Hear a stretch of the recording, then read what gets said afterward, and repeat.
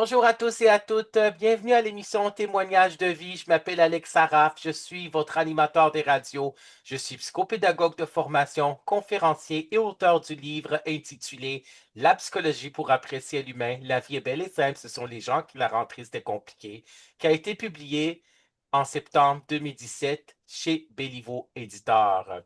À l'émission Témoignages de vie, on reçoit des invités rayonnants, résilients et inspirants. Et aujourd'hui, j'ai le plaisir d'accueillir à l'émission Témoignages de vie Julie Loranger. Bonjour, Julie Loranger. Bonjour Alex, merci de m'inviter. Ça me fait plaisir. Merci infiniment d'avoir accepté d'être une invitée à l'émission Témoignages de vie, qui est diffusée pour les prochaines années sur les ondes de trois stations de radio. Ça veut dire CKZW, Radio Shalom, Montréal, 1650 AM officiel, Radio Webfray, radiowebfray.com et CJMD 96,9 FM, la radio de Lévis. L'émission des radios Témoignages de vie, qui est aussi un podcast, témoignage de vie, est une émission des radios humaines, ça veut dire centrée sur l'être humain. Et vous pouvez nous suivre, vous pouvez me suivre en fin de compte sur les réseaux sociaux, Alex Saraf, écrivain sur Facebook, Alex Saraf sur LinkedIn. J'ai plus que 2700 abonnés sur ma page LinkedIn Alex Saraf et les vidéos, les bandes annonces, les extraits seront sur ma chaîne et sont présentement sur ma chaîne YouTube. Alex Saraf, auteur, animateur de radio, conférencier, vous pouvez vous abonner à ma chaîne YouTube Alex Saraf, auteur, animateur de radio, conférencier. Et mon courriel, c'est alexsaraf341 gmail.com. Donc, Julie Loranger, tu es auteur, on dit autrice aussi, du livre Sans sortir, troubles mentaux, dire oui à la vie, qui a été publié chez Performance Édition. Et tu es aussi conférencière. Donc, je vais montrer ton livre à l'écran sans sortir. Voilà.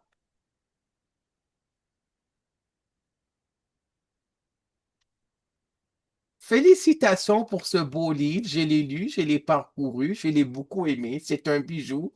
Je le recommande fortement. Donc, on va commencer par le début. La préface a été écrite et rédigée par Isabelle Huot, qui est docteur, ça veut dire PhD en nutrition, qui est animatrice de radio aussi.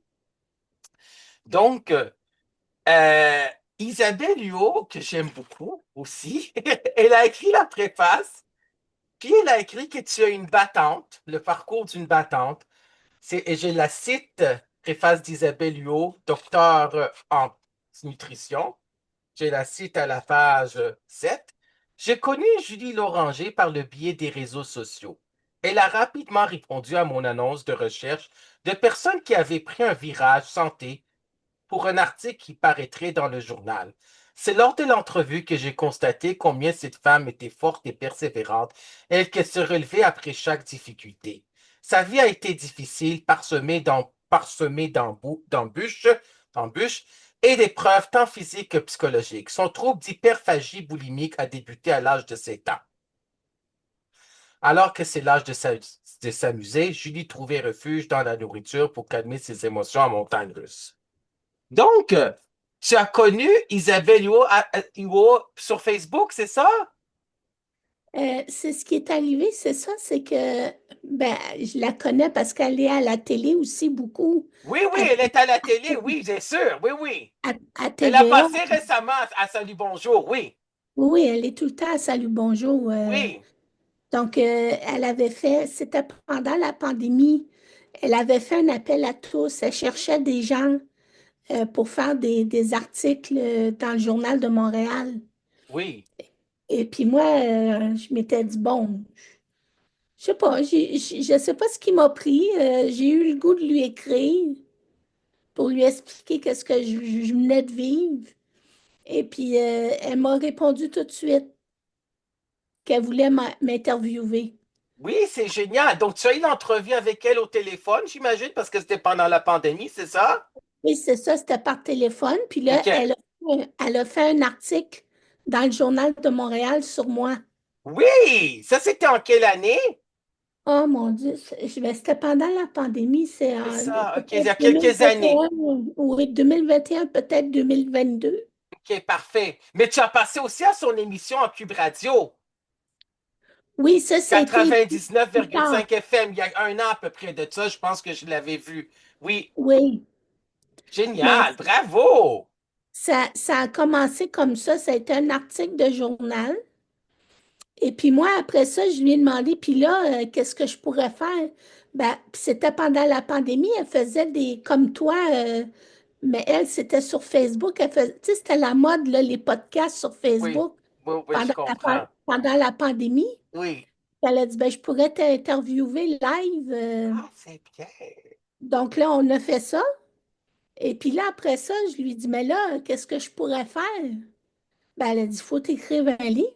Ben oui, elle avait raison, elle a raison. Il faut que tu écrives un livre. C'est génial que tu aies écrit un livre.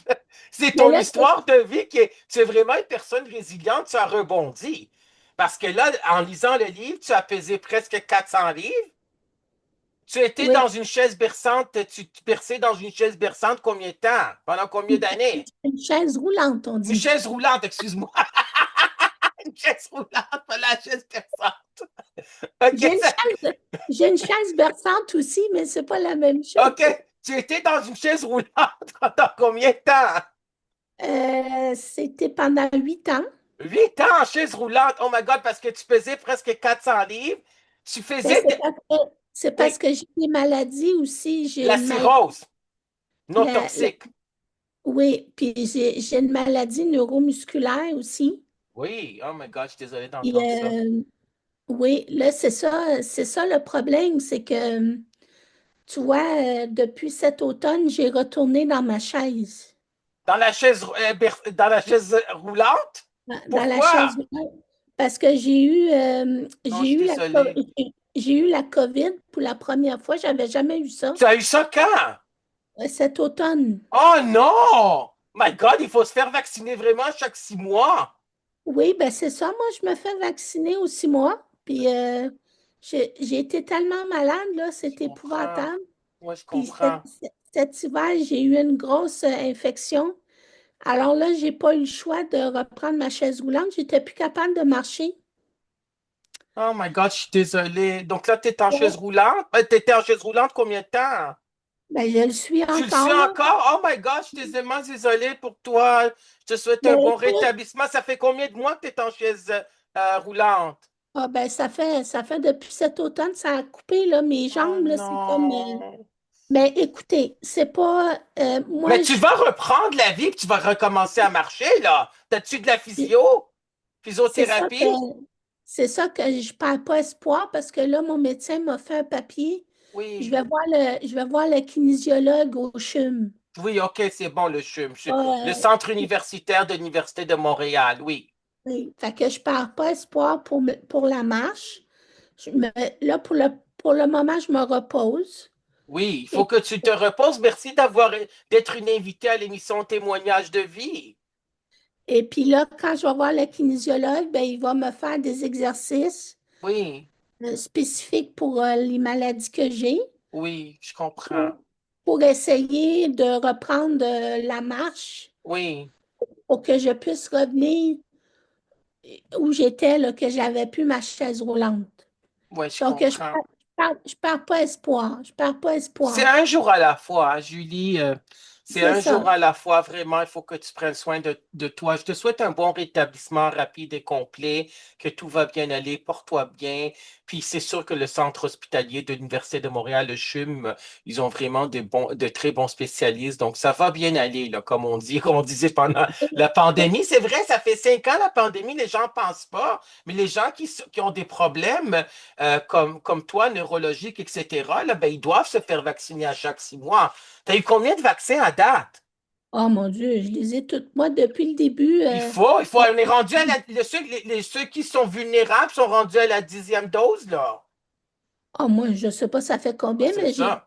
depuis le début, au début, il me semble, c'était aux 3 mois ou je me souviens Ouais, pas c'est trop. ça, c'est ça. Maintenant, c'est à Moi, chaque 6 mois. Maintenant, c'est à chaque 6 mois. ouais. Donc, euh,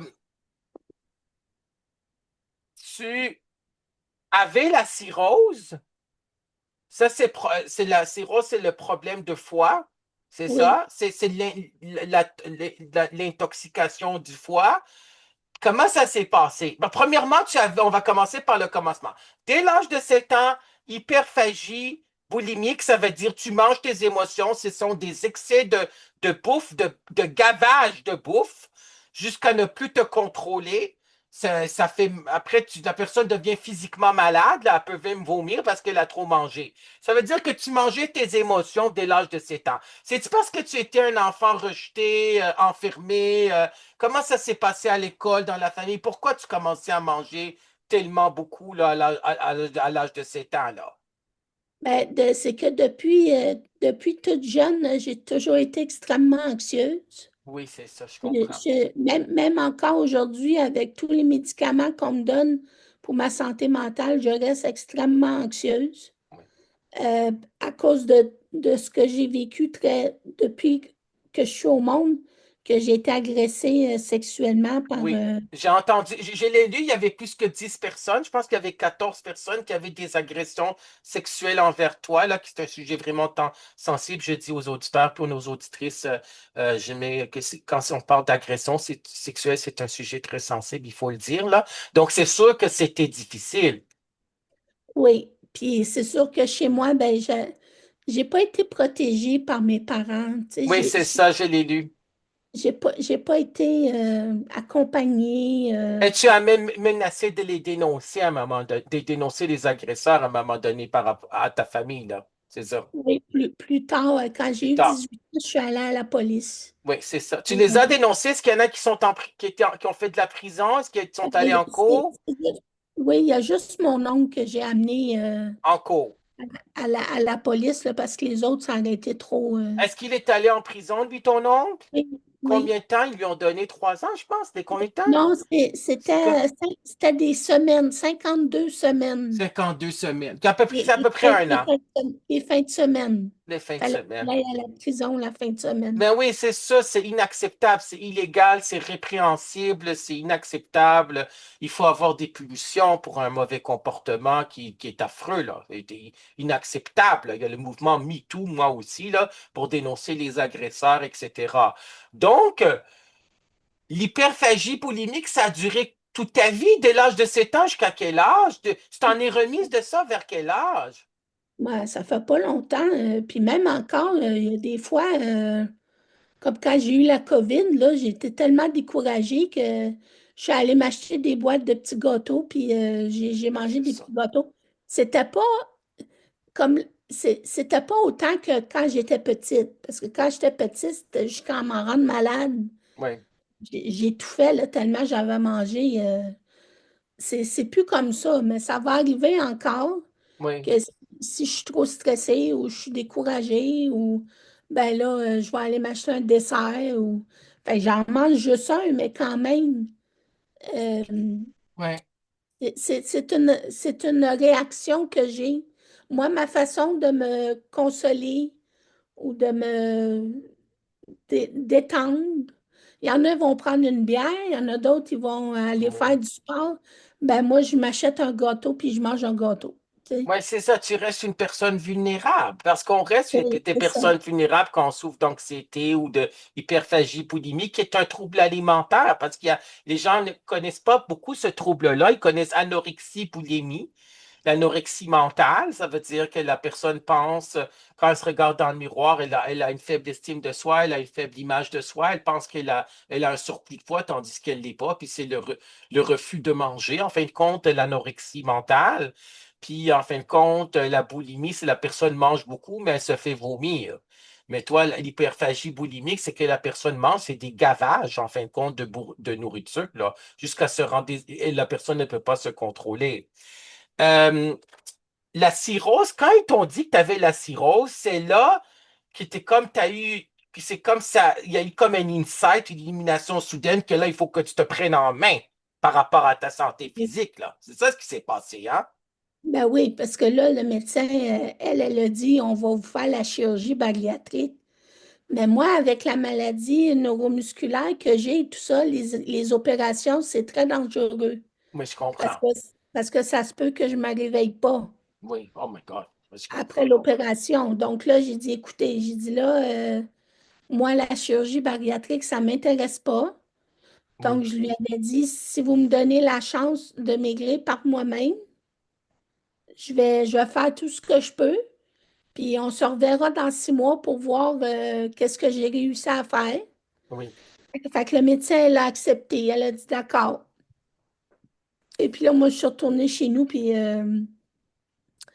j'ai tout arrêté, là, les frites, tout. C'est pas compliqué, là, tu sais, tout le monde me demande tout le temps qu'est-ce que j'ai fait pour perdre autant de poids. Je Puis là, comprends.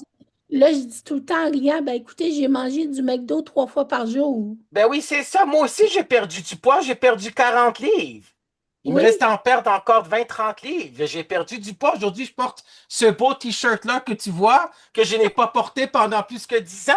Donc, c'est génial. Je suis vraiment content. Tu sais? Donc, c'est ça, il faut se prendre en main parce que c'est la santé physique, c'est très important. Puis là, tu as perdu combien de poids parce que tu pesais presque 400 livres, là? mais en tout, j'avais perdu 90 livres. OK, puis en tout, jusqu'à aujourd'hui, tu as perdu combien depuis que tu as pu peser presque 400 livres? Là, depuis, ça fait 2 fois que je vais chez le médecin, puis qu'on ne me pèse pas, OK, pourquoi? à cause que quand j'ai eu la COVID et tout ça, Oui, le médecin a dit, parce que là, j'ai dit, je sais, j'ai pris un peu de poids. oui, je Fait que comprends. là, elle a dit, écoutez, elle a dit, on ne va pas se démoraliser avec ça. Fait qu'elle m'a dit, on ne pèse pas jusqu'à temps que vous ayez repris, comme là, quand Joël, kinésiologue, Oui, puis qui va me donner mes exercices et tout ça. Bon, fait qu'elle a dit, c'est pas grave. Fait que là, j'ai dit, c'est pas grave. oui. L'important, c'est que je continue. Oui, c'est ça, parce que tu es une battante, comme le dit Isabelle Huot, docteur en nutrition, animatrice de télévision, animatrice de radio, en fin de compte, une scientifique, une chercheuse, une chercheure. Donc, tu es une battante, donc tu es persévérante. C'est ça ce que tu as écrit dans ton livre, Julie Loranger, c'est ça. C'est la persévérance qui t'a sauvé la vie, en fin de compte, là. Je fais ce que je peux. Ben oui, c'est ça, c'est tu fais ce que tu peux, puis c'est un jour à la fois. Le trouble de santé physique, on en a parlé, on va en reparler aussi, mais le trouble de santé mentale, à la page 147, tu écris, enfin, par rapport au diagnostic, qui est parfois pas très connu. Tu as écrit, et je te cite, Julie Loranger, dans ton beau livre, S'en sortir, troubles mentaux, dire oui à la vie chez Performance Édition, à la page 147. Ma psychiatre m'a diagnostiqué un trouble schizoaffectif de type bipolaire. Hein? Bipolaire, ça veut dire deux, polaire, deux pôles. Hein? Les phases maniaques puis les phases dépressives. OK? Donc, les hauts et les bas. Le trouble schizoaffectif, proprement dit, aussi appelé schizophrénie dysthymique. Hein? Dysthymie, là, c'est la personne qui a le mal de vivre. Là, ça peut durer 20 ans, là, la dysthymie. Là, en fin de compte, c'est un type de dépression se caractérise par des épisodes psychotiques, hein, des déconnexions de la réalité, anomalies auditives, paranoïa, dépression, délire, désorganisation, d'où l'importance de prendre des antipsychotiques. Ces symptômes sont aggravés par un trouble de l'humeur, la bipolarité, qui me plonge dans des phases tour à tour maniaques et dépressives, bien contrôlées par un stabiliseur de l'humeur. Donc, la phase maniaque se traduit entre autres par de l'insomnie et un manque de concentration. La phase dépressive engendre quant à elle un excès de sommeil, un gain de poids et des idées suicidaires. Donc, la phase maniaque, avant on appelait ça la maniaco-dépression. Oui. Maintenant, on appelle ça le trouble bipolaire. Puis il y a le spectre de la bipolarité aussi, là, dans le nouveau diagnostic manuel diagnostic et statistique de troubles mentaux. Manuel diagnostic et statistique des troubles mentaux, le DSM-5, qui est apparu version anglaise 2013, version française 2015. J'ai pris des formations aussi avec psychologue, psychiatre pour le DSM-5 parce que moi aussi, j'ai écrit un livre, La psychologie pour apprécier l'humain. Ah, Oui, ça a été publié chez Béliveau Éditeur, La psychologie pour apprécier l'humain. La vie est belle et simple, ce sont les gens qui la rendent triste et compliquée. Béliveau Ah, Éditeur, septembre 2017, ça fait plus que 7 ans, là. Ça a été publié chez Béliveau Éditeur. La préface a été écrite par Yvon Dallaire, qui était psychologue, le regretté, le distingué, qui était psychologue appartenant à l'Ordre des psychologues du Québec pendant 40 ans, conférencier, auteur de renommée internationale, formateur, consultant. Donc voilà, et il y a tout un chapitre sur la santé mentale dans ce livre-là. Donc, et la maniaco-dépression, mais on a changé ça parce que c'était péjoratif de dire que la personne était maniaque. Hein? mhm. Donc, c'est la bipolarité, deux pôles, les hauts puis les bas. Donc, pendant les hauts, la phase maniaque, la personne ne dort pas en fin de compte, comme n'a pas besoin de dormir, il peut avoir des dépenses, etc.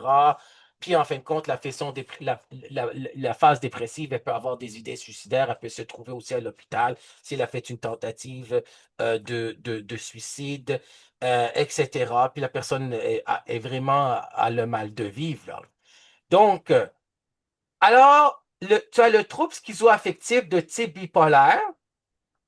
Donc, et tu as des délires, paranoïa, etc., là, qui sont contrôlés par des antipsychotiques, un stabiliseur de l'humeur aussi. C'est quoi que tu prends comme médicament? Ah, je prends, Est-ce que mon tu Dieu. prends le lithium? Non, moi, OK. je peux pas prendre le lithium à cause de mon foie, me semble. OK, Me c'est semble ça. que Le c'est lithium, pour la- c'est un stabiliseur de l'humeur, là, parce que la bipolarité, c'est un trouble de l'humeur. Moi, je prends l'épival. Oui, OK. C'est ça, oui. Moi, je prends trois.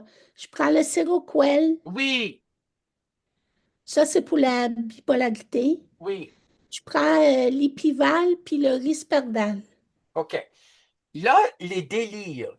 On va en parler de Jordan Knight parce que tu as eu un délire. Tu en parles tellement dans ton livre. Jordan Knight de New Kids on the Block, qui est maintenant rendu plus que 40 ans, je pense. Donc, à l'âge mûr, 40 ans et plus. Donc, tu en parles dans ton livre. Tu as eu des délires sur Jordan Knight. Jordan Knight, K-N-I-G-N-H. K-N-I-G-H-T. OK, Jordan. Ça, c'est de New Kids on the Block. Parce que dans le temps, ma soeur, elle adorait New Kids on the Block aussi. New Kids on the Block, les adolescentes aimaient beaucoup New Kids on the Block. Ils sont venus, New Kids on the Block, avec Backstreet Boys au Centre Bell. Ils ont fait, les deux ont fait un show ensemble il y a plus que 10 ans de ça, là. Ça fait à peu près 14 fait 12 ans de ça, à peu près 12 ans, je pense, qu'ils sont venus à Montréal, au Centre Bell. Donc, Jordan Knight, c'est un des 5 chanteurs, je pense qu'ils sont 5, là, c'est ça. Il est un des 5 chanteurs de New Kids on the Block. Donc, quand on va mettre l'émission à Radio Près, il va y avoir 2 chansons de New Kids on the Block. Ça peut être génial. J'aime leurs chansons aussi. C'est pour ça que je vais. Donc, Jordan Knight, le délire, c'est que tu étais en amour avec lui, mais tu pensais aussi qu'il était en amour avec toi, c'est ça? Ça a commencé vers quel âge? Délire, c'est déconnexion de la réalité, là. Tu n'étais pas dans la réalité. Non, c'est ça. Je passais mes journées. C'était pas. C'était pas. Pour moi, c'était vraiment pas drôle parce Oui, que. oui, je comprends, je comprends. Non, non, je comprends. Donc là, ce qui s'est passé, c'est que les délires, c'était quoi? C'est qu'il t'aimait? C'était quoi le Ben, délire? Je comprends pas. il Vas-y. me parlait. Ah Ah, oui! dans ma tête, Tu avais des hallucinations auditives. Ben oui. oui, j'étais vraiment pas là, là. J'allais plus à l'école. Mais là, C'était, c'est ça, parce que quand tu es allé sur Internet, tu étais déçu parce que tu avais appris qu'il avait une vie quand même olé olé, puis c'était pas vraiment la personne qui serait comme pour toi, là. ben oui, c'est ça. Moi, je le connaissais pas vraiment, Tu l'as mais jamais vu en fin de compte, là, juste dans oui, tes... je l'ai déjà rencontré. Oui, est-ce qu'il t'a Ah, parlé? oui, oui, quand il est venu à Montréal, je me suis baignée avec lui. Ah non, ça, c'était pas une hallucination, tu t'es vraiment baigné Non, avec lui? OK, oui, c'est oui, bon. ça, OK, c'est vrai. Puis OK. c'est ça qui a pas aidé dans ma maladie parce que de l'avoir rencontré pour de vrai, puis tout ça, ça m'a comme Tu vraiment... lui as parlé? Oui, oui. C'est quoi que tu lui as dit? Qu'est-ce qu'il t'a répondu? Ah, ben, il m'a juste C'était dit dans que une piscine? C'était dans une piscine d'un oui, hôtel ou quelque chose? C'était oui, oui, ça? OK, c'est oui. ça. Je l'ai lu, oui. Alors, c'est ça. On s'est parlé brièvement, puis mais moi, ça l'a pas aidé parce qu'après ça, je suis devenue encore plus. Oh non, je comprends. J'ai arrêté l'école. J'étais pas bien du tout, là. Puis vu que mes parents étaient pas là, ben, Oui, j'étais toute seule avec ça. Puis, oui, je comprends. Là, je comprends. Ça devait être difficile à vivre. Oui, donc là, c'est ça. Euh, c'est ça. Attends, on va y aller. On a l'avant-propos. Là, ta vie est comment aujourd'hui? ben là, Est-ce que tu as fait ta vie? Est-ce que tu as eu des enfants? Tu t'es marié? Comment ça s'est passé? je me suis mariée. Oui, J'étais mariée avec quelqu'un quand j'ai habité aux Îles-de-la-Madeleine. oui. Pendant combien d'années? J'ai été aux Îles-de-la-Madeleine pendant 5 ans. OK. Donc, j'ai rencontré quelqu'un là-bas, puis Oui, on s'est mariés. oui, Puis on est revenu à Montréal ensemble. oui. Et puis là, finalement, ben, on s'est laissé parce que Et vous moi, n'avez pas eu d'enfants? non, on n'a pas OK, eu d'enfant. je comprends. Donc là, comme tu dis, c'est écrit dans l'avant-propos, j'ai toujours persévéré, c'est une de mes qualités, je suis très persévérante et disciplinée et j'aime la routine. C'est ça. Donc, on va parcourir un peu. La cirrhose non alcoolique, le 29 novembre 2018, étendue sur la table d'examen.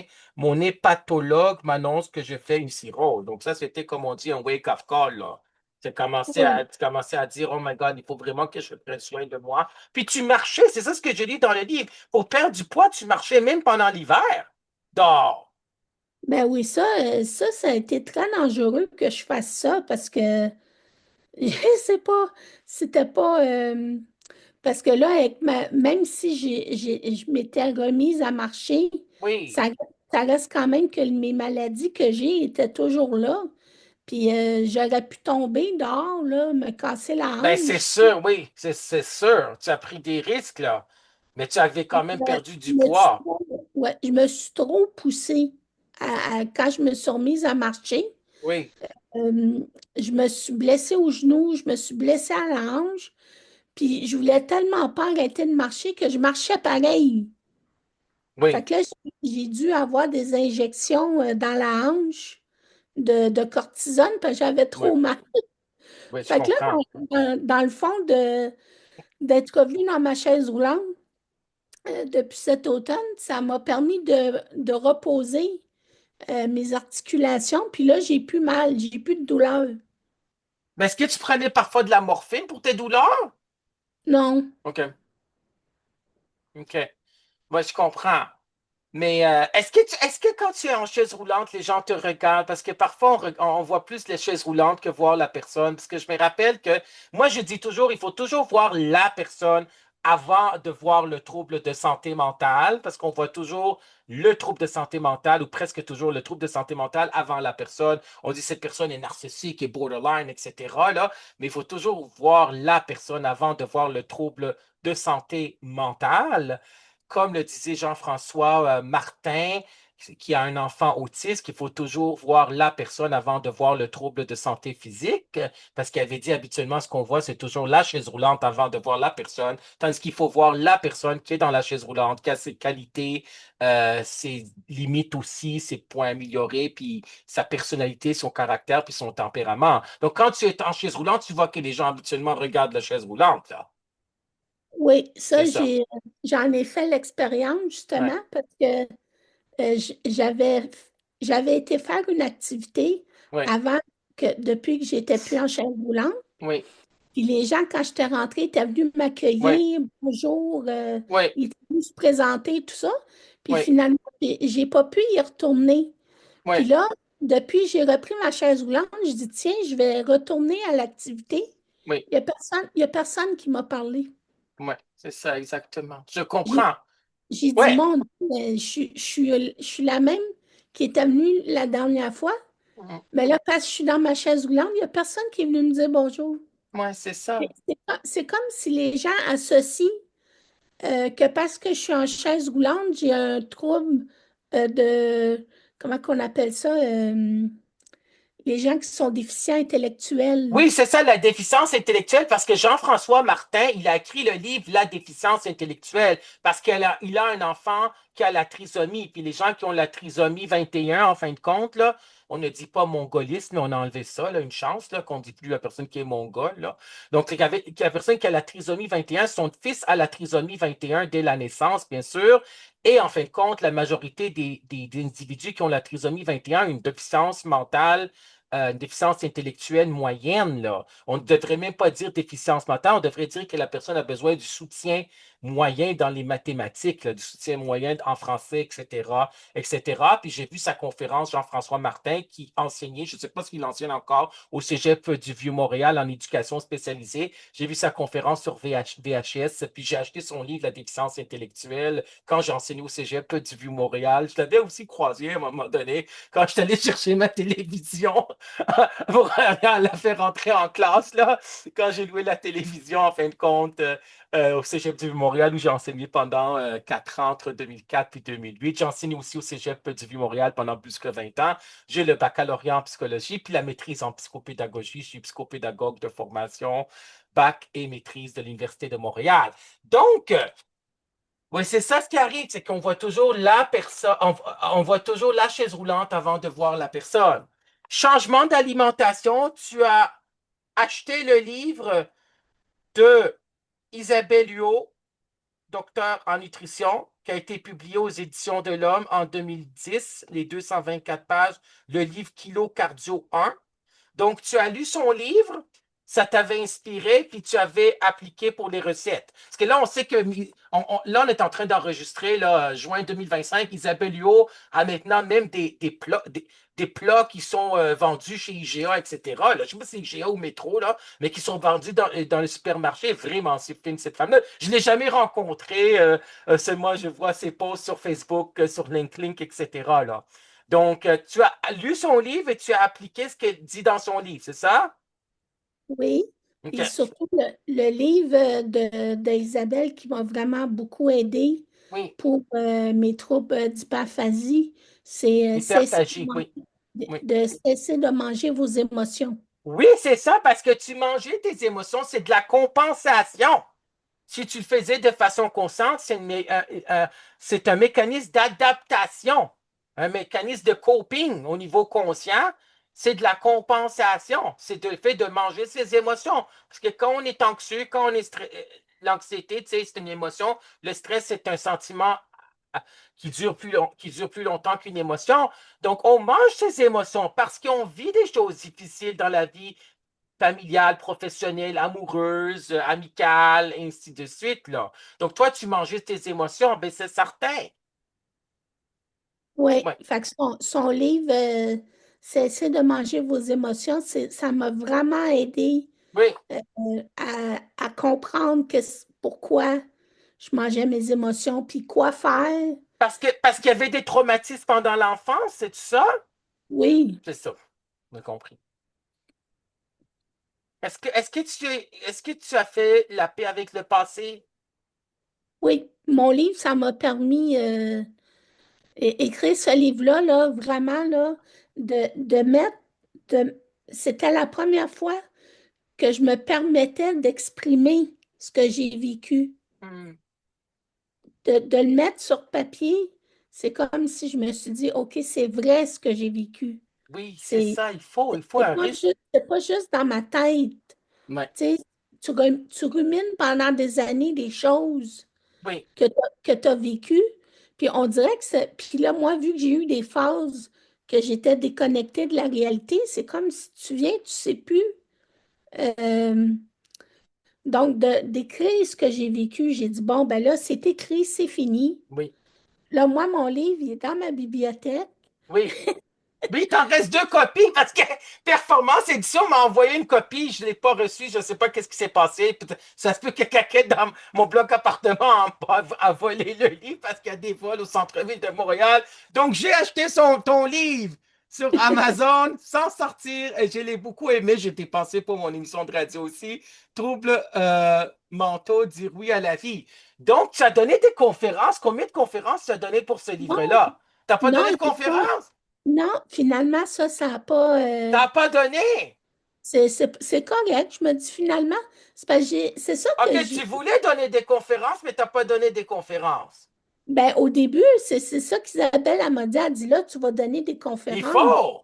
Ça va aider, Oui, tu vas aider des gens. il Mais là, faut. Isabelle a raison, Isabelle Huot. Ben oui. mais j'ai contacté des agences, C'est j'ai essayé. difficile d'être conférencier professionnel. Oui. Mais là, je me suis dit, moi, j'ai pas l'impression que j'ai quelque chose à dire. Et tu as quelque chose à dire. Ça c'est une trace. Ça, c'est dans les archives. Ça va toujours rester dans les bibliothèques, un livre. Mais Oui. bon, Tu ça donne. verras rendu là, tu reverras la suite aussi, là. Là, il faut que tu prennes soin de ton rétablissement, là. Il faut que tu recommences à marcher parce que tu veux pas être dans une chaise roulante, là, à mobilité réduite aussi. Puis tu verras la suite. Ce livre est quand même récent, là, parce qu'il a été publié. Là, on est mi-juin 2025, ça va être diffusé 2025 par la suite. Là. L'émission de radio, c'est diffusé 2024 jusqu'à 2030, je pense. C'est quand même un projet de 7 ans. Donc, ça a été publié en 2023. Performance Édition, vraiment, il y a vraiment de beaux auteurs, de belles autrices qui sont là. On a eu aussi Joanne Lavoie de Performance Édition, celle qui a écrit Bipolaire, non, pas écrit Bipolaire, elle a écrit Borderline, mais pas folle. Oui, oui. Ouais, borderline, mais pas folle. Donc, euh, donc là, tu as commencé à cuisiner, tu as fait un sevrage du sucre raffiné. Donc, tu as fait des plats, tu as cuisiné pour faire du poids, c'est ça? Ben, manger plus de légumes. Oui, c'est ça, il faut, parce qu'il faut manger moins de gras, moins de trans gras. Tu sais, vraiment faire attention aussi, là, parce que, tu sais, le riz, les pizzas, puis tout ça, là, les poutines, là, les frites, là, si tu manges 10 frites, c'est un pain puis un gras. Tu sais, il faut aussi, t'as-tu une diététiste aussi? Mais moi, je compte pas. Non, non, ben ma- c'est ça. Il y a Weight Watchers aussi, je connais des gens qui sont allés. Chacun a sa façon, sa recette, ses recettes. C'est qu'est-ce qui fonctionne pour lui. Parce que moi, avec le trouble alimentaire, là, j'ai été toute ma vie à compter le nombre de pains, le nombre de gras, Oui, le je nombre de... comprends. Donc, moi, je me suis enlevée de tout ça. Puis la nutritionniste, elle m'a dit, c'est pas compliqué, là. Des fruits, des légumes, Oui, des féculents, du riz, des patates, tout ce qui est naturel, là. Puis, oui.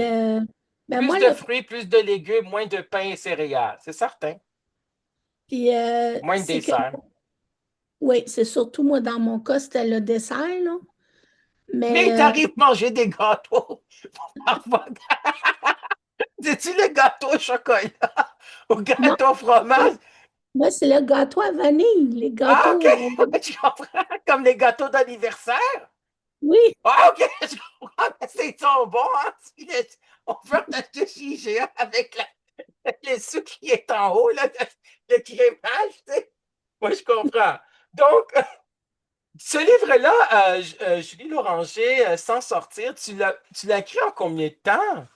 Je l'ai écrit assez vite parce que j'étais dans une phase manie. Ah, OK, t'étais dans la phase de manie, c'est la phase maniaque. Ça veut dire que t'étais plus productive, là. Je l'ai écrit en 10 mois. Oui, c'est quand même bon. C'est Tout, excellent. tout d'un coup, là, je savais tout. Dans ma Oui. tête, là, c'était tout. Tu sais, j'ai fait les salons du livre, puis il y a des gens qui m'ont dit que ça leur avait pris des années Oui, écrire moi leur j'ai écrit livre. mon livre pendant trois ans on and off, là, avec des pauses. Je l'ai écrit pendant 3 ans. Dans le temps, j'ai enseigné au Cégep de Saint-Laurent à temps plein. J'avais monté le cours psychologie de la sexualité, psychologie de la santé mentale. Donc, j'ai travaillé à temps plein pendant ces 3 années-là. J'ai enseigné à temps plein et j'ai écrit le livre pendant 3 ans. Écoute, je faisais des 60 heures. J'étais épuisé après, là. Quand le livre est sorti, j'étais complètement épuisé, là. En septembre 2017, là, vraiment, là, parce que j'avais passé, en fin de compte, tu sais, on a 11, les professeurs de cégep ont 11 semaines de congé. J'avais passé 8 semaines en lisant le livre 9 fois avant qu'il soit publié. Donc, j'avais seulement pris 3 semaines de congé plutôt que 11 semaines, là.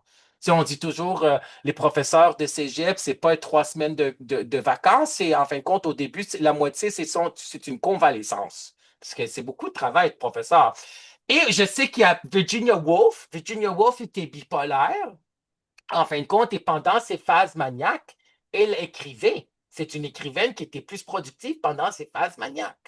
On connaît des gens qui étaient bipolaires, Van Gogh, pendant les phases maniaques, probablement il était plus productif aussi, là. Donc, tu l'as écrit pendant 10 mois. C'est vraiment un bijou, c'est vraiment un beau livre qui peut aider énormément les gens de dire oui à la vie, qu'on peut s'en sortir, que tu es une personne vraiment résiliente. Ça veut dire que tu as rebondi et vas t'en sortir encore. Parce que ce qui ne tue pas nous rend plus forts. Nietzsche l'avait dit. Donc, moi, j'ai espoir, j'ai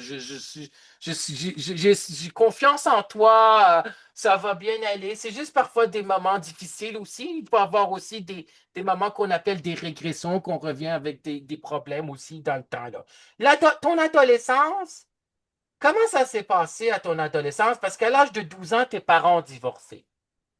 Est-ce que Ouais. c'était difficile? Ben, c'est que je me suis retrouvée, mes parents ont divorcé, puis ma mère est partie, elle nous a emmenés dans une maison pour les femmes battues. Oui, oui, oui, Mais, les centres d'hébergement là, pour femmes victimes de violences conjugales, là. Oui. mais finalement, Ça veut dire que ta mère était une femme battue. C'est ça ce que j'ai lu aussi dans le livre. Tu étais ben, c'est témoin de ça. ça. Ben, c'est que c'était beaucoup de violence verbale, puis Oui, la violence verbale psychologique. Oui, donc, mais mon frère, lui, est retourné vivre avec mon père.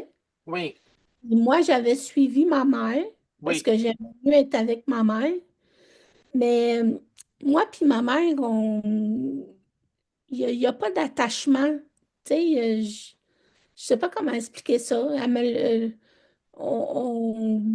J'avais pas de chambre dans l'appartement. Tu sais, il fallait que je dorme oui, avec elle. oui, J'avais pas de place. Donc, à un moment donné, je me suis dit, bon, ben, je vais retourner avec mon père, moi aussi. oui, Fait que je suis retournée chez mon père, mais mon père, il n'était pas capable de s'occuper de nous autres. oui, Fait que depuis ce temps-là, moi, que je me débrouille, une chance que j'ai eu ma grand-mère, parce oui, que quand j'avais rien à manger et tout ça, ben, j'allais chez ma grand-mère, puis on allait au restaurant, puis ma grand-mère a toujours bien pris soin de moi. oui, C'est ça qui m'a gardée dans la vie. oui. Tu sais, les gens, des fois, me demandent comment ça se fait. J'ai voulu me suicider extrêmement souvent, mais je gardais tout le temps en tête ma grand-mère. Tu sais, Ouais. C'est une figure maternante, là, oui. Je oui, comprends, puis le suicide n'est pas une option. Donc, non, c'est c'est ça. sûr, il faut appel, 1-800 appel, là, c'est certain. Le suicide n'est pas une option. Mais ça va du fait que c'était pendant tes phases dépressives, ton trouble bipolaire, Oui. là. C'est Mais certain, mais j'ai toujours été chercher de l'aide. ouais, c'est ça ce qui est important. Même quand j'étais jeune, là, avant 18 ans, quand ça allait pas, moi, j'appelais tel jeune. Oui, oui, je l'ai lu dans le livre, c'est vrai. J'appelais tel jeune.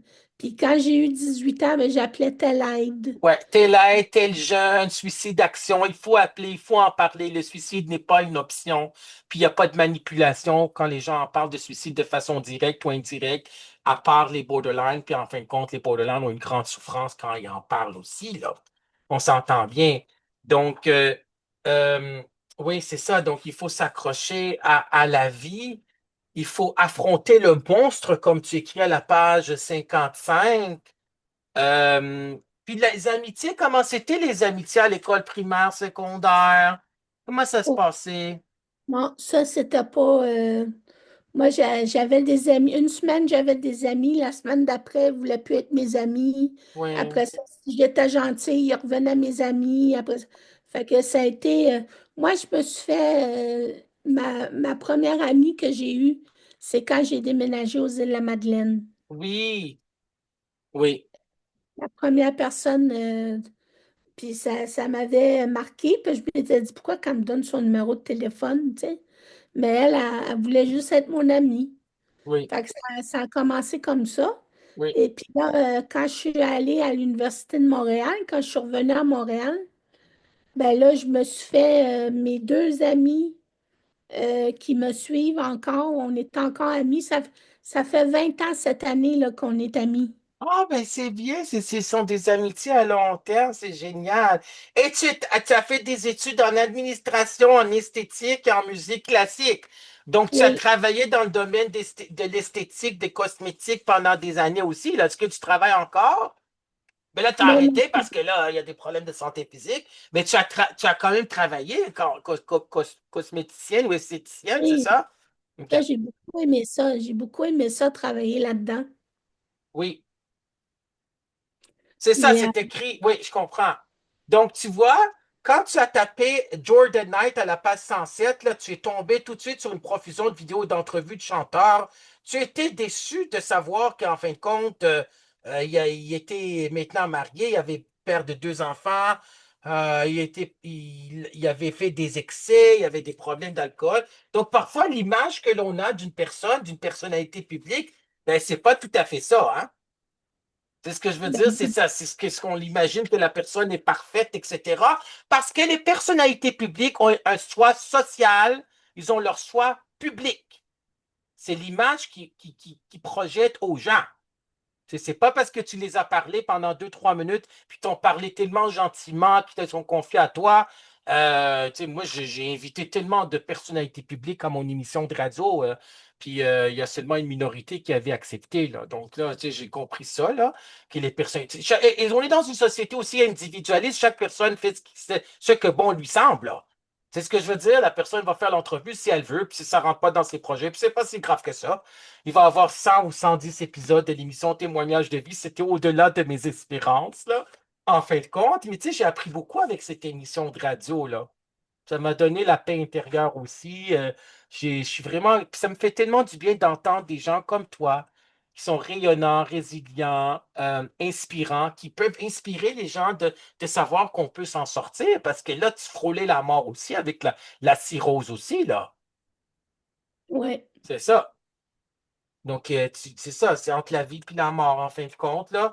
Donc, l'apogée, tu avais pris 68 kilos à compter de 2011, là, avec l'hyperphagie boulimique. Les gens peuvent aller aussi à des... Donc, est-ce que tu as, à part le livre d'Isabelle Huot, est-ce que tu es allé dans des groupes comme Outre-Mangeurs Anonymes? Est-ce que ça existe, là? Outre-Mangeurs Anonymes, là, avec les 12 étapes, là, les gens qui mangent trop, là, qui mangent trop et qui mangent leurs émotions. Je ne suis pas allée là. Moi, je suis allée à l'hôpital Douglas. Oui! Il y avait un groupe de soutien pour les gens. Ça, c'est quand je suis revenue à Montréal, là. Ça fait quand même longtemps Ça fait combien d'années que tu es à Montréal? que je suis revenue à Montréal. Oh mon Dieu. Je suis revenue à l'an 2000. Ça fait 25 ans. Ah, J'ai été, génial. j'étais partie juste 5 ans aux îles de la Madeleine. OK. Donc, tu Mais es allé à l'hôpital Douglas, il y avait quoi, des groupes de psychothérapie de groupe? C'était quoi ça? C'était quoi oui, l'hôpital C'est psychothérapie de groupe, c'est ça? oui. J'ai OK. fait, euh, j'ai fait une session. Oui. Après ça, c'est ça, ça a pris du temps. J'ai tout le temps fait un peu de psychothérapie. Avec des psychologues, oui. Oui, mais là, j'ai été les 15 là, je viens d'arrêter, ça fait peut-être un an. Quand Oui. j'ai sorti le livre, là, j'ai arrêté ma thérapie parce que j'ai fait 15 ans de thérapie non-stop, là, Oui. avec, avec la même thérapeute. Oui. Euh, Fait que je pense que j'en ai assez fait, là. Oui, oui, mais si jamais tu ressens le besoin encore, il faut aller en psychothérapie. Parfois, on fait des temps d'arrêt pendant des arrêts de 7 ans, de 10 ans, puis on revient parce il y a quelque chose de situationnel, circonstanciel, comme le décès d'un membre de la famille, comme un problème de santé physique qui revient, etc. Là. Donc, il faut que tu t'accroches à la vie, puis que la vie est belle. Puis c'est sûr que c'est la dépression qui parle quand on a des idées suicidaires, des idées noires aussi, là. Donc, qu'est-ce que tu donnes comme conseil aujourd'hui aux auditeurs ou aux auditrices qui écoutent une des trois stations suivantes, c'est JMD, Radio Shalom, Radio Webfree, ou qui vont voir les bandes annonces, les extraits, les vidéos sur YouTube, Facebook et LinkedIn? Tu aimerais leur dire quoi, Julie Loranger? Tu leur dirais quoi comme conseil? Ben moi, ce que j'ai Comme message, qu'est-ce que tu aimerais dire? moi, je pense qu'il faut, c'est un mot que j'ai découvert, c'est la bienveillance. Oui, Parce que moi, même si j'ai tout fait ça, là, que j'ai oui, perdu du poids, que je me suis remis à marcher, mais je ne l'ai pas fait pour moi. Tu sais, je l'ai fait pour plaire aux autres, pour montrer que j'étais capable. Puis là, je me rends compte que j'ai pas fait ça pour les bonnes raisons. C'est peut-être pour ça qu'au mois de septembre, mon trouble alimentaire est revenu un petit peu. oui, Parce que là, je me suis rendu compte, j'ai dit, il faut que je fasse ça pour prendre soin de moi, oui. pas pour prouver aux autres que je Il vais. faut que tu sois bienveillante envers toi-même aussi, là, la bienveillance, puis envers soi-même, puis l'autocompassion envers soi, là, c'était important. Parce que là, c'est bien beau, j'étais plus en chaise roulante, là, les gens, waouh, c'est merveilleux, puis c'est merveilleux. Oui, mais moi, en dedans de moi, j'étais pas. Ça m'a pas rendue heureuse de ne plus être en chaise roulante. C'est sûr que c'était le fun, je pouvais marcher dehors, euh, mais je me suis rendu compte que là, cette fois-ci, je veux le faire pour moi. Puis Oui, je vais pas mettre ma montre pour savoir combien de minutes j'ai marché, puis combien de kilomètres j'ai parcouru. je comprends. C'est pas important. L'important, c'est que je marche parce que ça me fait du bien à moi, puis Oui, que je mange bien parce que c'est ça que j'ai envie pour moi. oui, C'est pas pour faire plaisir aux autres ou pour montrer que je suis bonne. C'est ça que je me suis rendu compte, là. Je pense que c'est cette partie-là que j'avais pas bien intégrée dans ma oui. démarche. Oui. Et il faut s'accepter aussi, puis s'aimer tel que l'on est, avec nos vulnérabilités aussi, ses forces et ses points à améliorer, puis ses limites aussi, son caractère, son tempérament, sa personnalité aussi, parce qu'on est qui on est. Comme le disait Rose-Marie Charret, en fin de compte, dans une de ses conférences, qui est conférencière, auteure, psychologue clinicienne, qui était pendant presque, je pense qu'elle était pendant 15 ans présidente de l'Ordre des psychologues du Québec. Puis elle avait dit dans une de ses conférences que j'ai suivies au Centre universitaire de santé mentale de Montréal, là, Centre de santé mentale, à l'Institut de santé mentale de Montréal, plutôt, là, l'Institut de santé mentale de Montréal, elle avait dit dans une de ses conférences, un des slogans alors des psychologues, c'est chaque personne a son histoire.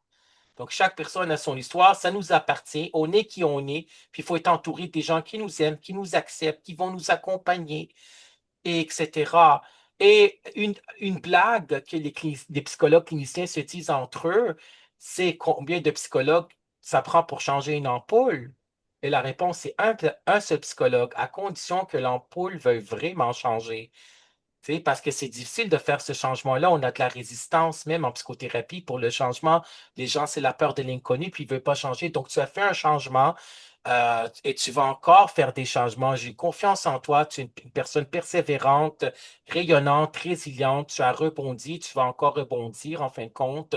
Boris Cyrulnik, qui est un psychologue, psychiatre et psychanalyste, il a écrit sur la résilience, il a écrit beaucoup de livres, Les vilains petits canards, etc. Il est conférencier, il donne des masterclass aussi. C'est un grand auteur. Puis il a vu les membres de sa famille qui étaient exterminés, en fin de compte, qui étaient tués devant ses yeux quand il avait 8 ans et demi pendant la Seconde Guerre mondiale. Puis on avait mis Boris Cyrulnik en prison quand il avait 8 ans, là. C'est un juif, là. On parle aujourd'hui de Radio Shalom, si vous écoutez Radio Shalom. Donc, merci infiniment, Julie Loranger, d'avoir accepté d'être une émission, d'être une invitée à l'émission Témoignage de vie. Ça me fait vraiment plaisir. Je t'en remercie infiniment du fond du cœur que malgré l'épreuve que tu vis présentement, que tu avais accepté d'être une invitée à l'émission Témoignage de vie. Merci pour ce beau livre qui est un bijou que je recommande fortement les gens à aller se le procurer sur Internet ou dans n'importe quelle librairie. On peut le commander. Ça prend quelques jours. C'est aux éditions Performance Édition. Sans sortir. point d'exclamation, parce qu'on peut s'en sortir, troubles mentaux, dire oui à la vie. Et merci à Isabelle Huot, que j'aime beaucoup, que j'ai beaucoup d'appréciation envers cette professionnelle-là, cette autrice, cette docteure en nutrition et animatrice, Isabelle Huot, d'avoir écrit la préface. Et en fin de compte, que tu avais interviewé, puis que tu avais fait, tu étais à Cube Radio et tu avais interviewé. Alors, merci tout le monde de nous avoir écoutés. Est-ce qu'il y a quelque chose d'autre que tu voudrais ajouter? Je te remercie beaucoup pour l'entrevue, ça m'a fait plaisir. Merci infiniment, ça me fait plaisir aussi. Bienvenue. Merci tout le monde de nous suivre sur les réseaux sociaux, sur ma chaîne YouTube, Alex Saraf, auteur, animateur de radio, conférencier, de vous abonner, s'il vous plaît, à ma chaîne YouTube. Link, Facebook. Puis on peut te retrouver, Julie, sur Facebook, n'est-ce pas? Oui, j'ai ma page Facebook. Parfait, Julie Loranger. Merci tout le monde. Soyez bien heureux. La vie est belle. Ça va, puis il faut la lumière, le soleil va revenir, même si on vit des moments sombres, il faut être bien dans sa tête, bien dans sa peau. On a une seule vie à vivre, puis il faut être heureux. Merci, au revoir tout le monde. Bye.